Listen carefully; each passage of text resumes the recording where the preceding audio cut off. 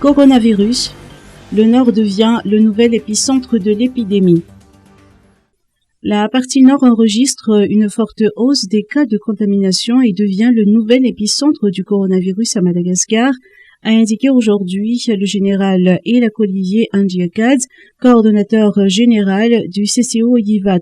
Ainsi, les actions de lutte contre la Covid-19 seront renforcées dans cette zone.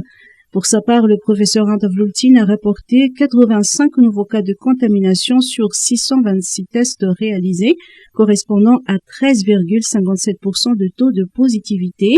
22 de ces nouvelles contaminations sont enregistrées à Annadamang, 16 à Lochamangour, 1 à Fianaratsu de la région Matsatjamboun, 5 à Manakar de la région Vadva-Fidubnad, 1 à Bouin, 5 à Manchsar de la région Sofia, 1 à Maitram dans la région Melak, 1 à Bossariatim dans la région Admous, 14 à Morendav dans la région Menabé, 4 à Sambav dans la région Sava, 14 à Antiranana 1 et 1 à Antiranana 2 dans la région Diana. Le nombre des cas graves s'est stabilisé à 53 au cours de ces dernières 24 heures. Enfin, 24 patients ont recouvré la santé.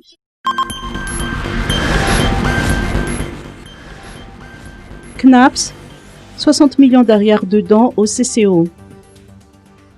34% des employés de la Caisse nationale de prévoyance sociale au CNAPS ont contracté le coronavirus.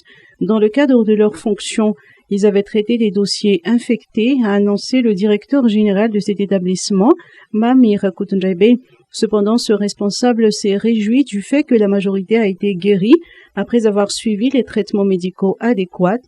Afin d'apporter sa contribution dans la lutte contre le Covid-19, la CNAPS a octroyé un don composé d'équipements médicaux ainsi que de gel désinfectant d'une valeur totale de 60 millions d'ariages au centre de commandement opérationnel CCO d'Ivat.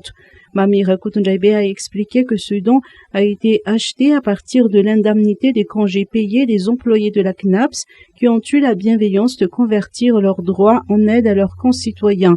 Le général Elak Olivier Andiakadze, coordonnateur général du centre CCO, n'a pas manqué de témoigner sa gratitude à ces généreux bienfaiteurs qui méritent de servir de modèle.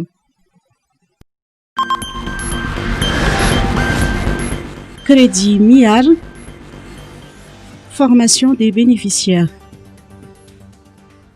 À l'initiative du président de la République, l'offre MIAR est un crédit aux entreprises pour couvrir leurs charges et qui leur permet de préserver le maximum d'emplois en cette période de crise sanitaire liée à la Covid-19. À ce jour, 19 milliards 357 millions 700 000 ariages ont été débloqués par le programme FIARIN et ses banques partenaires. Ce crédit MIAR est destiné à 329 entreprises du pays.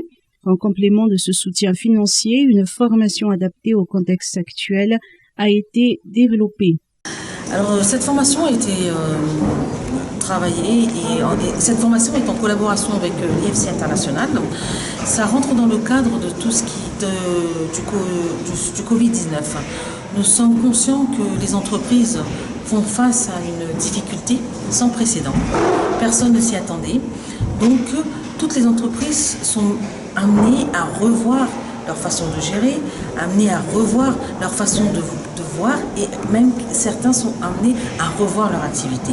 Donc, avec l'IFC International, on s'est dit que pour tous les bénéficiaires du prêt MIAR, octroyé par FIARIN, un prêt qui a été initié par le président de la République, Ange Radzoubine, il a été important d'accompagner ces entreprises en leur permettant d'avoir une formation sur la gestion d'entreprise, sur comment refaire, comment retravailler l'entreprise, comment revoir les activités, comment communiquer en temps de crise. En fait, cette formation se fait en 7 sessions.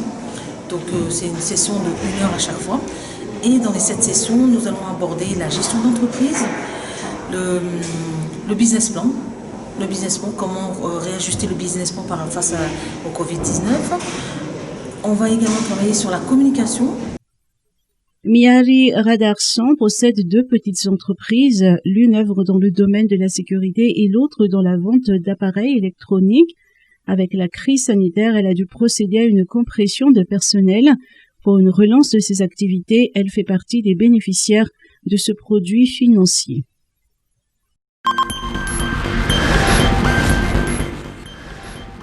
RMDM, non au sénatorial. Les opposants réunis au sein du RMDM, Routbin Panuita en démocratie et de Madagascar, désapprouvent la tenue des élections sénatoriales prévues pour cette année. Ils considèrent que le moment n'est pas opportun pour organiser des élections. Ils estiment également que la CENI n'est plus crédible et que sa structure actuelle ne devrait pas organiser les prochaines élections. Par ailleurs, ils veulent que soit résolu le problème lié au doublon de numéro de carte nationale d'identité sur la liste électorale. Ces réactions font suite à la date du 11 décembre proposée par la CENI pour les sénatoriales. Le RMDM ne participera pas à des élections sénatoriales au forceps, a expliqué le pasteur Édouard Tsaramé. Rentrée universitaire le 28 septembre pour 4 universités. Une conférence des présidents et directeurs d'institutions de l'enseignement supérieur a eu lieu hier par visioconférence afin de fixer le calendrier universitaire. Elle a été dirigée par le professeur Béatrice Assoumakou, ministre de l'enseignement supérieur et de la recherche scientifique. Il a été décidé que la rentrée sera avancée le 28 septembre 2020 pour les universités qui n'ont pas encore achevé l'année universitaire 2018-2019. Il s'agit des universités d'Antananarivo, de Thomas, de Diego-sur-Aise et de Touliage. Quant à la rentrée universitaire 2019-2020, elle est prévue pour le 2 novembre prochain.